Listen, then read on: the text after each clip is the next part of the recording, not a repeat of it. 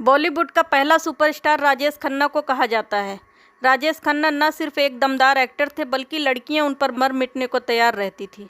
राजेश खन्ना अपने फैंस के लिए काफ़ी लोकप्रिय थे। राजेश खन्ना जैसा स्टारडम हिंदी सिनेमा में आज तक किसी ने नहीं देखा। राजेश खन्ना 1970 से 1987 तक सबसे ज़्यादा पैसे लेने वाले कलाकार थे। वे अपने बेबाक अंदाज और दरिया दिली के लिए भी जाने जाते थे। यह किस्सा सन 1971 में अनिल कपूर और बोनी कपूर के पिता सुरिंदर कपूर का है। सुरिंदर कपूर जी ने एक फिल्म बनाई थी श्रीमान श्रीमती, जो फ्लॉप हो गई। इसके बाद उन्होंने राजेश खन्ना को साइन किया था, जो उस वक्त स्टार थे और उनके पास फिल्मों की लाइन लगी हुई थी। उसी वक्त प्रोड्यूसर काउंसिल ने एक सीलिंग लगा दी थी कि कोई भी हीरो एक बार में 6 फिल्मों से ज़्यादा नहीं कर सकता। इस पर राजेश खन्ना के सेक्रेटरी गुरनाम ने सुरिंदर कपूर जी की फिल्म कैंसिल कर दी। इससे सुरिंदर जी टेंशन में आ गए। उन्होंने इसके लिए राजेश खन्ना से कांटेक्ट किया। राजेश खन्ना ने गुरनाम से पूछा कि तुमने ये फिल्म क्यों कट कर दी।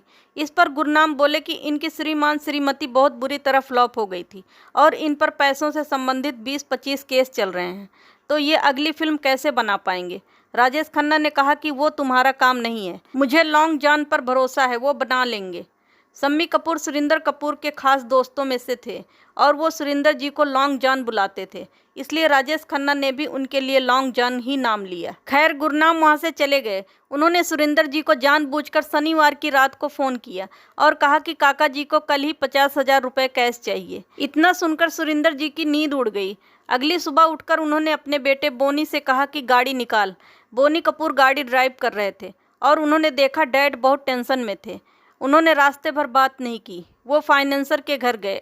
वो फाइनेंसर सुरिंदर कपूर की बड़ी इज्जत करता था। अंदर जाकर उन्होंने बताया कि आज मुझे राजेश खन्ना को 50,000 रुपये कैश देने हैं। फाइनेंसर ने कहा कि सुरिंदर जी कमाल करते हो, आपके लिए कभी ना है क्या। फिर फाइनेंसर ने 50,000 रुपये लाकर दे दिए। सुरिंदर कपूर जी गए तो बहुत टेंशन में थे और जब लौट रहे थे तो एक्साइटेड। इनकी पूरी चाल बदली हुई थी। वो आए और अपने बेटे बोनी कपूर को बोले, अब चल राजेश खन्ना के बंगले। दोनों सीधे राजेश खन्ना के बंगले में गए। सुरिंदर जी राजेश खन्ना को रुपए देने के लिए अंदर चले गए। सुरिंदर जी ने राजेश खन्ना को रुपए दिए तो उन्होंने चौंक कर पूछा, लॉन्ग जॉन ये 50,000 कैसे। सुरिंदर जी बोले कि रात को मुझे गुरनाम का फ़ोन आया था कि आपने 50,000 रुपये कैश मांगे हैं, तो मैं लेकर आ गया। राजेश खन्ना ने यह सुनते ही तुरंत गुरनाम को फ़ोन कर आने को कहा। थोड़ी देर में बाहर एक फिएट आकर रुकी। उसमें से तेज़ी से उतरकर गुरनाम अंदर गए।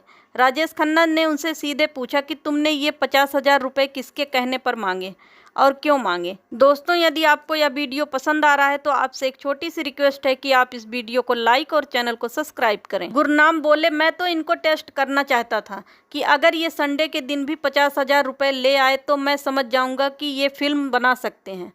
इस पर राजेश खन्ना गुरनाम पर बहुत नाराज़ हुए और कहा कि तुमने लॉन्ग जॉन का टेस्ट लेने की हिम्मत कैसे की। जब मैंने बोल दिया कि मैं फिल्म कर रहा हूं तो तुमने टेस्ट कैसे ले लिया। इसके बाद राजेश खन्ना ने सुरिंदर जी को 50,000 रुपये लौटाते हुए कहा कि मैं आपकी पिक्चर कर रहा हूं, भले ही मैं किसी दूसरे की पिक्चर कट कर दूंगा लेकिन आपकी ज़रूर करूंगा। कुछ ही दिनों में पिक्चर शुरू हो गई।